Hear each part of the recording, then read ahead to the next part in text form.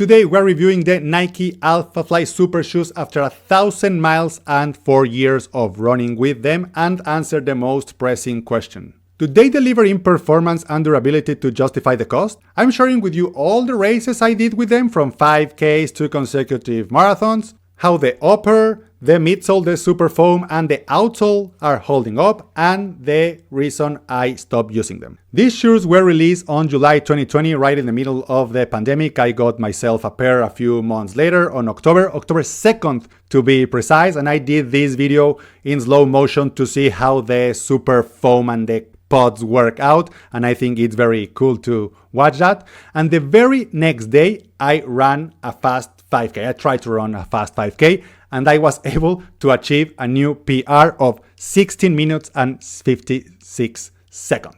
That was my first race with the shoes and I was feeling fast and awesome.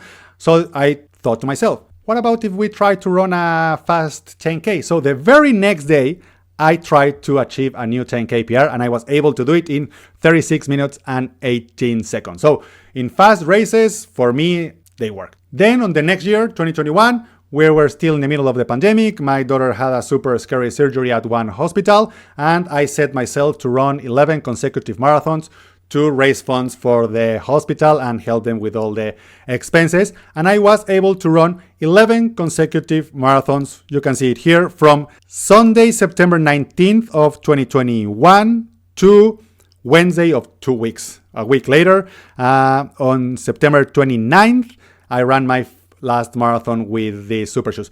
I didn't use these super shoes for all the marathons. I had 6 pairs in rotation, but in the last 4 marathons, the second part, because I divided the marathons in 2 half marathons, I ran them only in these super shoes because my knees and my calves and my body was completely destroyed after running 11 consecutive marathons. So the second part of those marathons, I did them in these, so that's like 2 full marathons on top of the already 5K and 10K that they had, and they were a lifesaver. I don't think without them I would have been able to run 11 consecutive marathons. But after that, life resumed, COVID ended, and it was time to start racing again. And the very next April, I did the Mississauga Marathon in 2 hours and 54 minutes. At that time, my PR in the marathon. I felt awesome with them.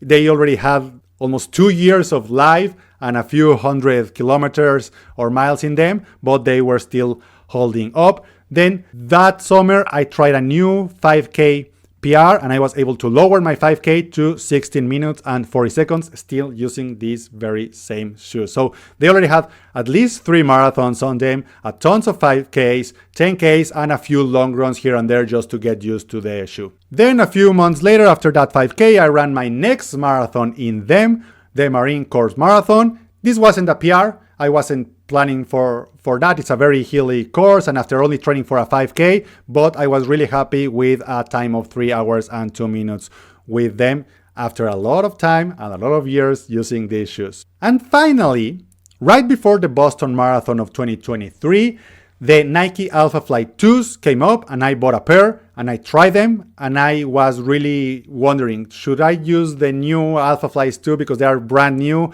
and in theory they're better, or should I rely on my old and comfortable and super, I trust these shoes so much, so I decided to run the Boston Marathon also on these super shoes and I was able to do it in 2 hours and 59 minutes and 53 seconds, just below the 3-hour mark, and I was super happy about that. Then later that year I ran the Chicago Marathon and the New York Marathon, but these shoes were relegated to training shoes. Why? Because a friend of mine found a new pair of these Nike Alphaflys 1 on sale and I was super happy about them, so I started using those shoes for my next 2 races, and these were relegated to long runs pretty much. I love doing my long runs on these.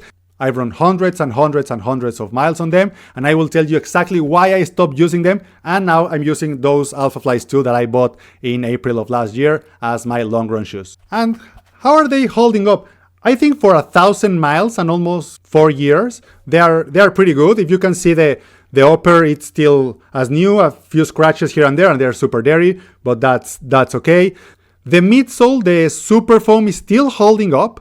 If you can see a comparison here between these ones that have 1,000 miles and the new ones that have only like 2 or 3 marathons on them. And I think the most impressive thing, in my opinion, is the outsole, because you can still see some grooves, and the back part of it that I was really concerned about that, because they don't have like rubber on them. It's just like this super foam, and they are still holding up, and I'm super happy about that. And the only reason I stopped using them, because I still think they are one of the best running shoes out there, even after 1,000 miles, after 4 years of using them, a lot of marathons, 5Ks, 10Ks in them. The super foam is still good, the AirPods are still good, the upper is still good, the outsole, it's really worn out after 1,000 miles, but I think I can still use them. But the carbon plate just broke last week, and I can hear this super annoying sound like clack, clack, clack, clack every time I step into them. So that's why now they've been relegated to the trash. Obviously, after a few marathons, after a few 100 miles, you can feel the difference between when they are new and when they are old. But every time I try a new pair of shoes, I always come back to these super shoes because I feel so comfortable in them, and I 100% believe that super shoes are worth it. I can't wait to use my new Alphafly 3s for 1,000 miles, and in a couple of years give you a review about that. So let me know what you think about super shoes. Do you like Alphaflys? Do you like Nike in general? Do you like super shoes in general? In my opinion, they are the best investment you can make, especially when they last so long. I know they are expensive, $250 plus for them, but after 4-5 years and 1,000 miles on them, for me, it was 100% worth it.